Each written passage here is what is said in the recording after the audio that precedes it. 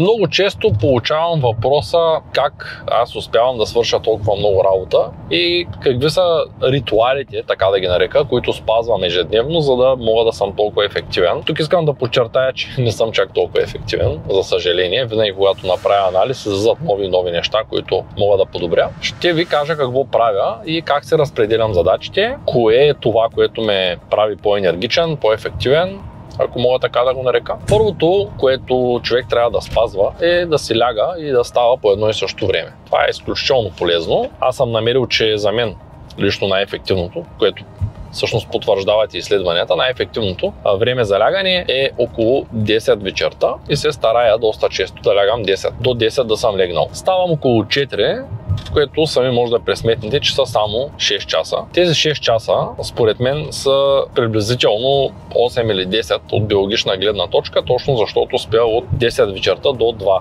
Този диапазон е научно доказан, че е най-добрият диапазон за човека, за да се наспи, най-ефективният, и когато успея да си легна на време, ставам без будилник в 4-4:30 сутринта, изключително добре се чувствам, не ме натоварва. Когато си легна по-късно, да кажем около 12, много често спя до 8, спа по 8 часа.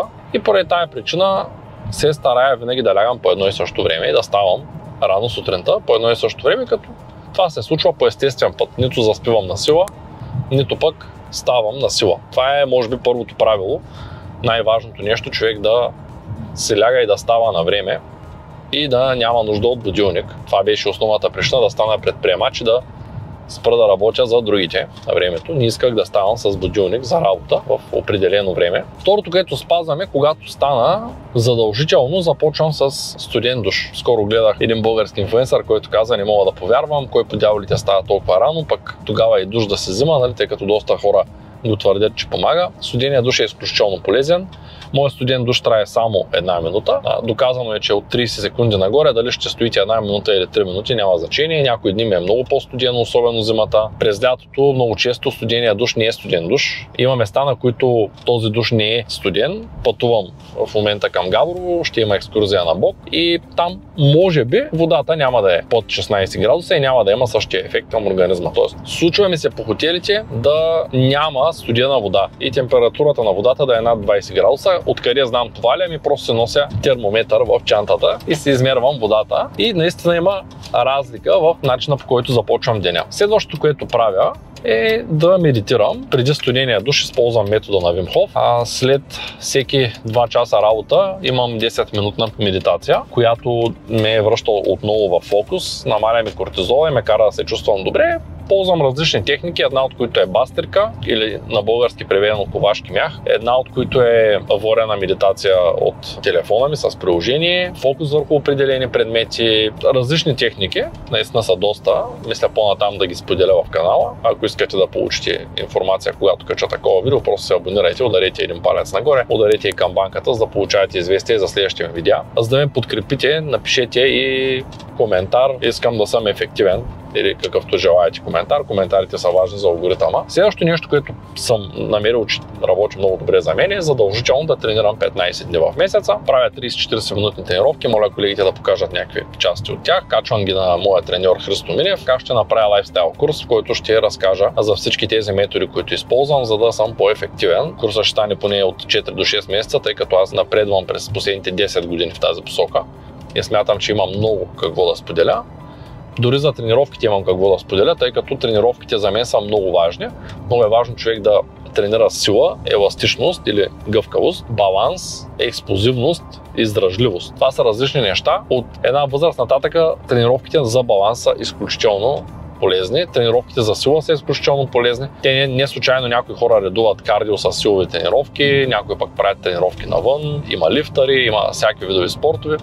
Според мен е най-добре човек да тренира комбинирано и да има ясна идея защо тренира, тъй като може да си мислите, че вие виждате с очи, но когато се сложите, да кажем, ръката зад кръста, не я виждат очите, я вижда нервната ви система. И ако вие не си тренирате нервната система, със сигурност няма да е много добре вашия ум, тъй като ума, мозъка, нервната система Всичко това е свързано и всичко зависи много пряко от самото движение. Много е важно да не пропусна, че е добре човек да бъде на слънце, особено сутрин, така че намерете 10-15 минути време да излезете на слънце и е много важно от време на време да правите гимнастика. Аз правя едни раздвижвания на всеки няколко часа, когато се почувствам по-отпаднал. Идва момент, в който човек започва да ги усеща. Правя гимнастика, дигам пети, дигам колене, което изключително много помага да се раздвижи кръвта и да започнем да функционираме по-ефективно. Също така е хубаво човек да играе шах от време на време, да чете книга. Ако вашата работа е така структурирана, че вие да стоите повече на компютър, по-скоро четете книгата на хартия. Ако вие пък четете прекалено много и използвате много очите си и сте изморени и не може и на хартия да се справите, Storytel или някаква друга аудио версия на книгата също би било удачна. Лично за мен най-удачният вариант е аудиокнигата, защото постоянно пътувам и когато не съм на компютъра, не искам да чета книга, искам да си пусна аудио, за да мога да кажем да пътувам или да си правя срещата. Така ги структурирам нещата. Следващото нещо, което правя е да спя след обед. Това съм го казал много пъти. Това обикновено работи за мъжете, тъй като мъжете имат нужда да отделят малко тестостерон и малко хормон на растежа след обед. При мен става по естествен път, дори да пътувам, лягам в около 1,5-2, 3, зависи какъв ми е графика и спя 10 до 20 минути. Събуждам се без часовник, това го правя от години, обличам си други дрехи и се чувствам много по-добре от това. Не знам вие пробвали ли сте го, но това е нещо, което изключително много повишава ефективността ми. Следващото нещо е, че се старая през по-голямата част от годината да консумирам нисковъглехидратни храни.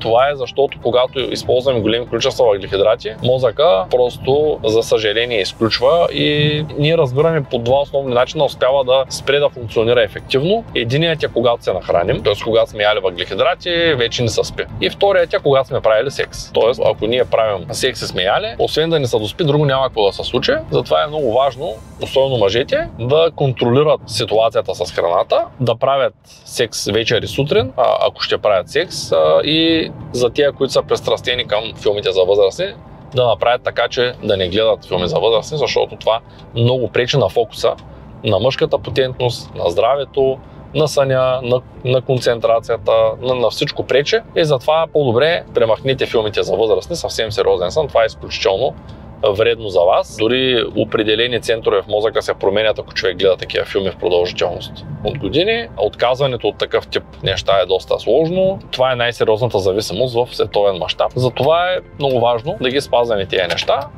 като ако ние държим по-ниско тегло, по-ниско количество подкожна мазнина и имаме по-висока активност, сред активността броя и моите минимум 10 000 крачки на ден. Без значение дали е зима или лято, затова си купих и HealthDesk, купих си и пътека под HealthDesk, минимум 10 000 крачки, ако ние наистина искаме да сме здрави, ефективно здрави. Надявам се това видео да ви е било полезно, ако искате да научите повече за здравето, гледайте ето това видео с ник от Movement Academy в подкаст канала. Благодаря ви и до скоро!